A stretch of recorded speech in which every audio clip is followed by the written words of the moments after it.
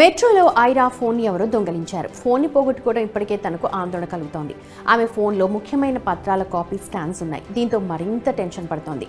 వివిధ బ్యాంకింగ్ యాప్లు, ఈ వ్యాలెట్లు, యూపీఐ యాప్లు కూడా ఆ ఫోన్లో ఉన్నాయి. ఇప్పుడు ఏం చేయాలో ఆమెకు అర్థం కాలేదు. ఈ యాప్లు దుర్వినియోగం కాకుండా ఉండేలా ఆమె ఎలా నిశ్చయంగా ఉండగలుగుతుంది? ఇది ఎవరికైనా జరగచ్చు. ఇటువంటి సిచ్యువేషన్లో మీరు మీ డేటా వివరాలు ఎలా సేఫ్గా ఉంచుకోవచ్చో తెలుసుకోవాలి. For example, unified payment interface లేదా యూపీఐ రియల్ టైంలో డబ్బు బదిలీకి అనుమతిస్తుంది. అదే టైంలో వారి బ్యాంక్ ఖాతా వివరాలు అవతలి పార్టీకి వెళ్లకుండా చూస్తుంది. ఇటీవల సైబర్ నేరగాళ్లు స్కామ్లకు పాల్పడేందుకు యూపీఐని ముఖ్యంగా యూజ్ చేస్తున్నారు. మీరు ఫోన్ దొంగతనానికి గురైనట్టయితే మీ యూపీఐని ఉపయోగించి సైబర్ మోసాలు చేసే అవకాశాలు ఉన్నాయి. అలాగే డిజిటల్ వ్యాలెట్లో డబ్బు ఉంటుంది. మోసగాళ్లు దానిని షాపింగ్ చేయడానికి లేదా చెల్లింపు చేయడానికి యూజ్ చేసుకోవచ్చు. బ్యాంకింగ్ యాప్లలో మీ బ్యాంక్ ఖాతాకు సంబంధించిన కీలకమైన డీటెయిల్స్ ఉంటాయి. ఆ డేటా కానీ ఫ్రాడ్ చేసే వారి చేతుల్లోకి వెళితే నిజంగా మనం ప్రాబ్లంలో పడ్డట్టే.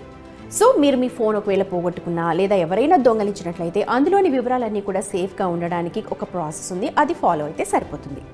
ఫస్ట్, మీ సిమ్ని బ్లాక్ చేయడం. వెంటనే సిమ్ కార్డ్ని బ్లాక్ చేయాలి. ఇది దొంగలు లేదా వేరే ఎవరైనా సరే మీ ఫోన్ని దుర్వినియోగం చేయకుండా అడ్డుకుంటుంది. మీ టెలికాం సర్వీస్ ప్రొవైడర్ కస్టమర్ కేర్కి కాల్ చేయండి.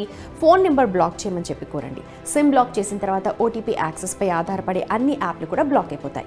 యూపీఐ లేదా చెల్లింపు యాప్లని కేవలం 1 ట్యాప్తో తెరవచ్చు కాబట్టి సిమ్ని బ్లాక్ చేయడం వల్ల ఈ యాప్లన్నీ కూడా యాక్సెస్ కోల్పోతాయి.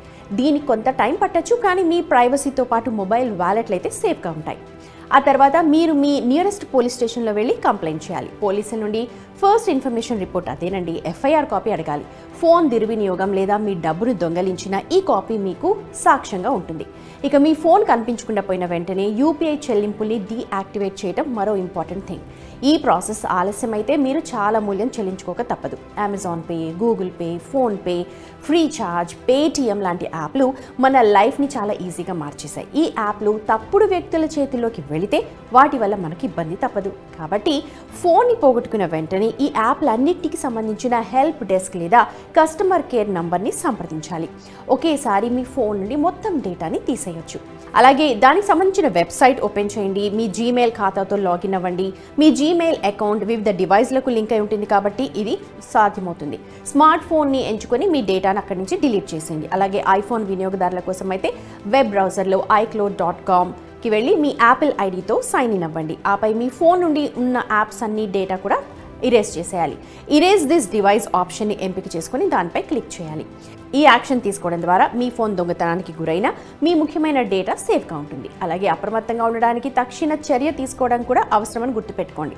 సకాలంలో స్పందించకపోతే జరిగే మోసాల వల్ల మనం ఇబ్బందులు పడతాం. పైగా మీ సీక్రసీ, ప్రైవసీ, ఆర్థిక భద్రత విషయంలో కాంప్రమైజ్ అయినట్టే కూడా అవుతుంది.